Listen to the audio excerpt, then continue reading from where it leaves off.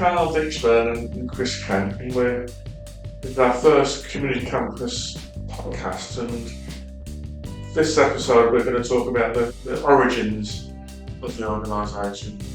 So, the first question to Chris and Carl is: what was Teesside like in the mid 1980s? What was it like growing up? Or jobs, opportunities? What was it really like? What was it? What was it like? It was grim. So the people involved in setting up camps all came together through the Manpower Services Commission. So to qualify for the Manpower Services placements, you had to be 9 months unemployed. So anybody's unemployed for 6 or 9 months was given a placement was offered a placement at a variety of agencies. For me, I was unemployed after graduating. I chose the Housing Aid Centre, not really massively understanding what the Housing Aid Centre did, although it focused a lot on welfare rights. There was other people from various backgrounds, so we all ended up in the Housing Aid Centre because we were unemployed, and we all chose or selected placements in the Housing Aid Centre. So the background was obviously massive youth unemployment, massive structural change, deindustrialisation of Teesside. So it felt quite grim watching Teesside be dismantled from afar. What are your thoughts, Chris? No, what Carl said, I totally agree with it. I think it was, not real world consequences in terms of, more individual. I think it was a rough place. It was traditionally, it was very much, it still is very much a working class type of place. It took a lot of people's work away. And people were generally just left to fend for themselves. And, the welfare state's mean, it always has been mean. Um, so I would say, the background that was they were quite violent times. There was a lot of, rising crime. A lot of desperate people, really. Okay, thanks, Rob. Yeah, town was dependent on benefits, Yeah, absolutely. and it's cultural around. Well, I would say two things. It was dependent on that and drug dealing. There's an awful lot of. I mean, I've sat down with some of my friends and stuff, and if you not played games where we've tried to look at the businesses in Middlesbrough, for instance, that probably wouldn't exist if they had been involved in drug dealing at some point or other forms of criminality. And it always surprises us just how high we number get. Really. Oh yeah, and I think the like as Carl said, the economy was driven in no small part by benefits because there's so many people on benefits, and then people who are determined to improve their lives who would do anything. So a lot of them turn to criminality.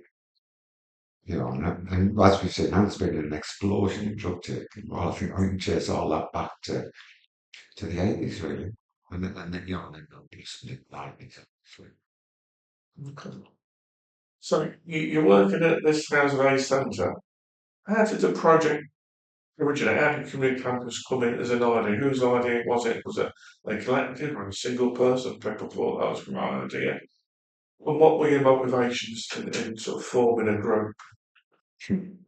But we were a group of people, all from different backgrounds. Your background was during the shipyard. Yeah. I was a graduate. There was an electrician. There was a nurse. There was some people who were unemployed. And the thing the Housing Aid Centre did really well was welfare benefits. So it actually worked hard to put extra pennies in people's pocket, and that was a huge effort. So it wasn't massively focused on housing. the majority of it was welfare benefits.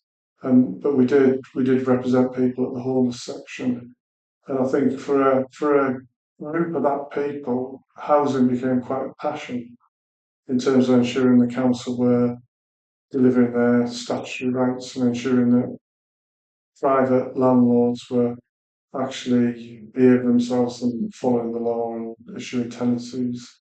And clearly there was a group of landlords in Middlesbrough and elsewhere in the East Valley that were very poor in their behaviour towards tenants, especially young people, and in terms of following the law.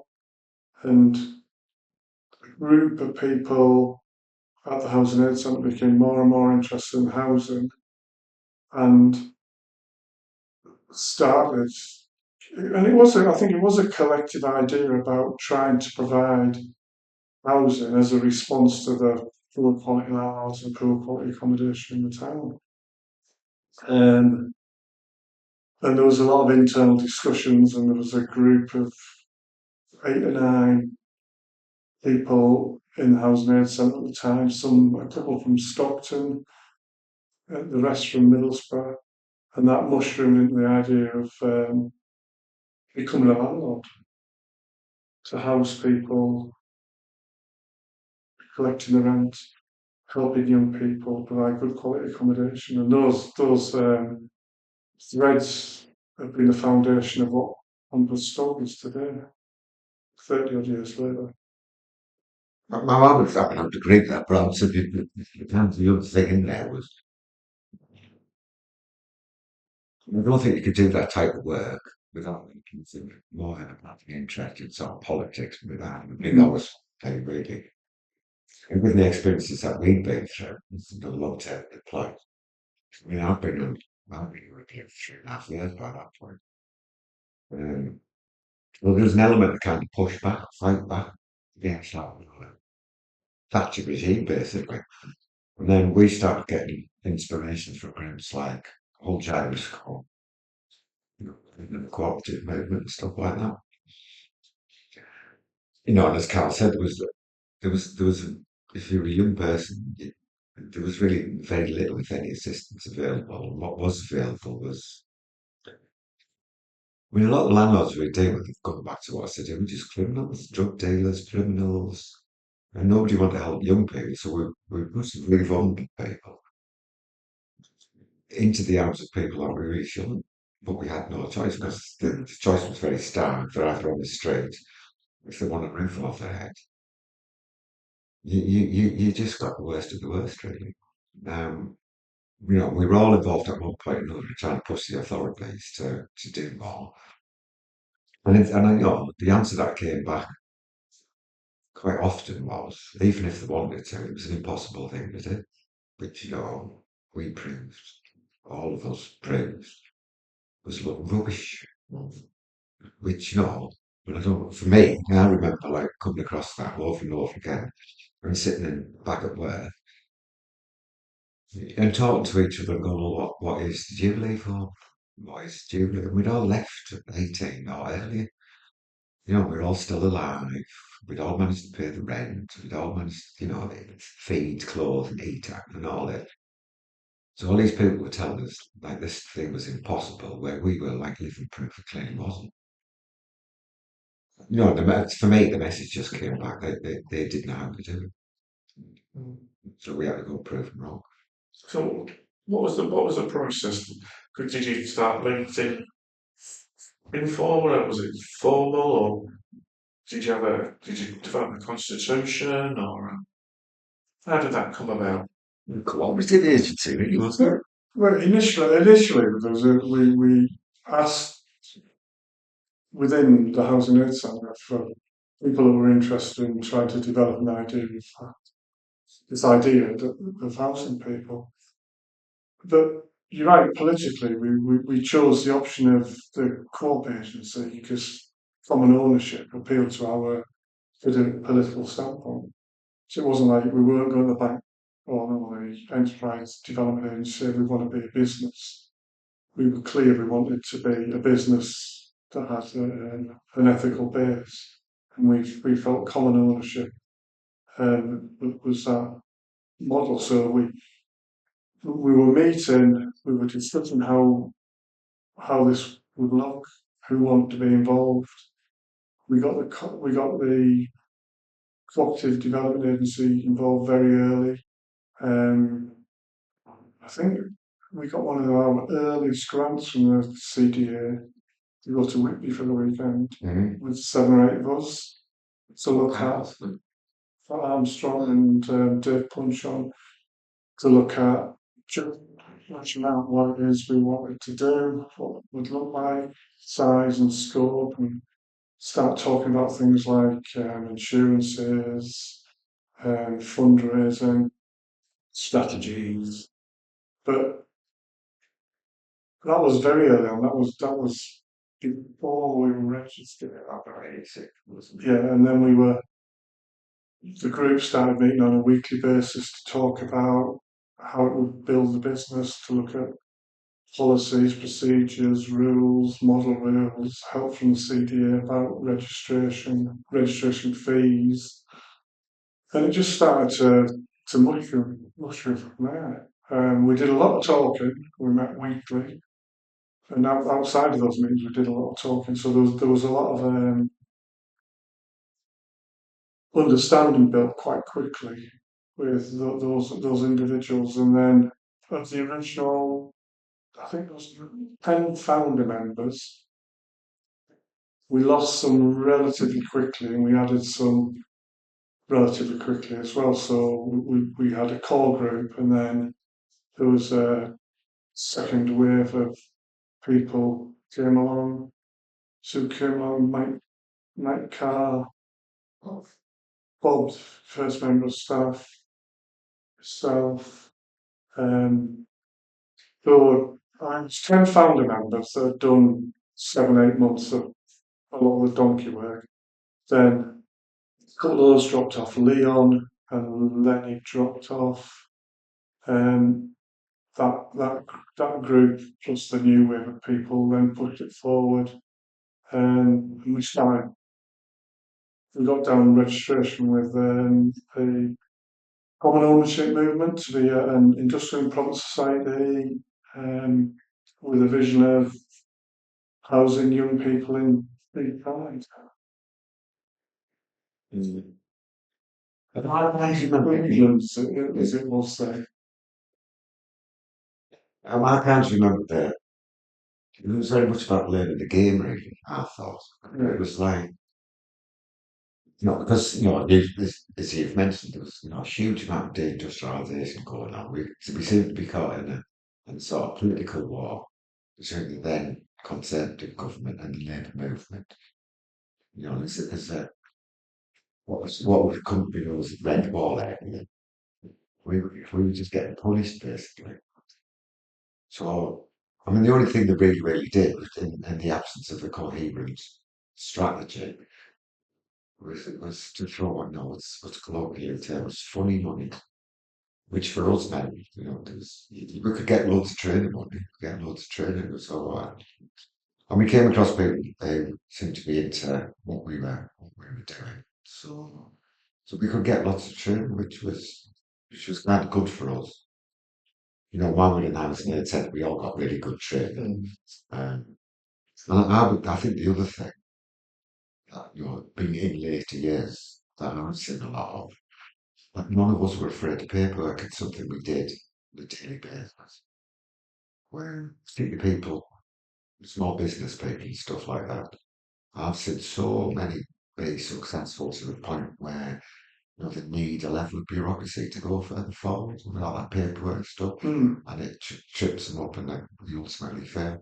Where that type of thing, we did it on a daily basis and we just weren't scared of.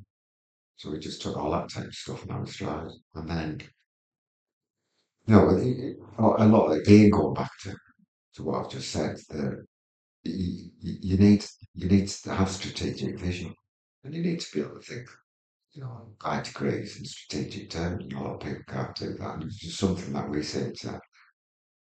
just seem to adopt really early, and I think it served us really well.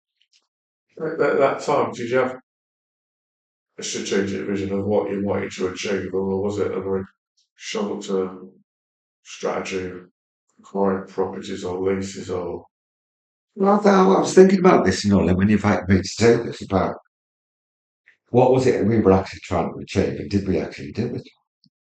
And I think it comes into a number of different. To me, it's in a number of different levels. So my motivation, I think a lot of people's, whether this was their main, but I think it would definitely be a part, was just to fight back, really, against the Thatcherite system in particular, which was very, very harsh.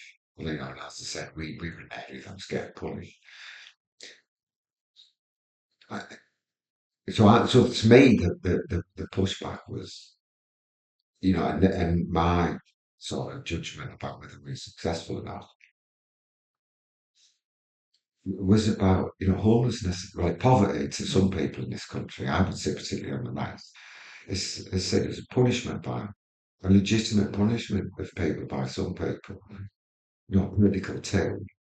Whereas people like me, and a lot of other people in this country, it's not punishment at all. It's what's the word I'm looking for? It's a crime, basically. It should be a basic human right that you shouldn't be poor. We're living in one of the most affluent countries in the world. There shouldn't be any poverty, and to me, homelessness is an extreme part of poverty. So have we been successful in terms of that pushback? Well, now we've got, the King's son starting a campaign to eradicate homelessness in this country. We've got senior politicians in places like Manchester say they want Manchester to be a homelessness-free zone. So I don't think I think if it wasn't for groups like us, it's be down. But if it wasn't for groups like us, I don't think we'd have those people doing those things. So in terms of having been successful at that level, I think we probably have. With that, I would say was probably my major motivation. And then you come down kind of level towards the more personal, people's personal experiences. And you guys can probably wax lyrical about all the statistics about all the people we've managed to help and the impacts we've had on people's lives over the years. So I think that was very much the vision. What I started off from the point of view that we shouldn't have had to do that.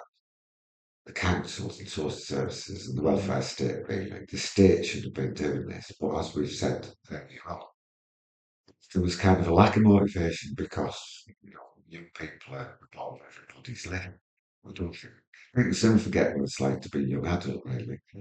To see you look like an adult, but people don't consider what's going on in your head and your lack of experience. Yeah.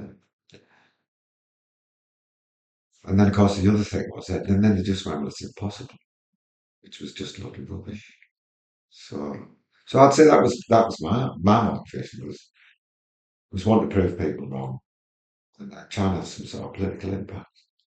Very much fight back against what I thought was still do consider a very unfair regime. Okay, that's I great. know, I would agree. I think we all felt aggrieved at the way landlords are treating young people, and that sort of light bulb moment where we sort of said, well, we could do this better ourselves. Yeah. And that was right, but it appealed to our political leanings that we could actually create a sustainable business, do things properly, give a better service, and be part of a bigger solution as well.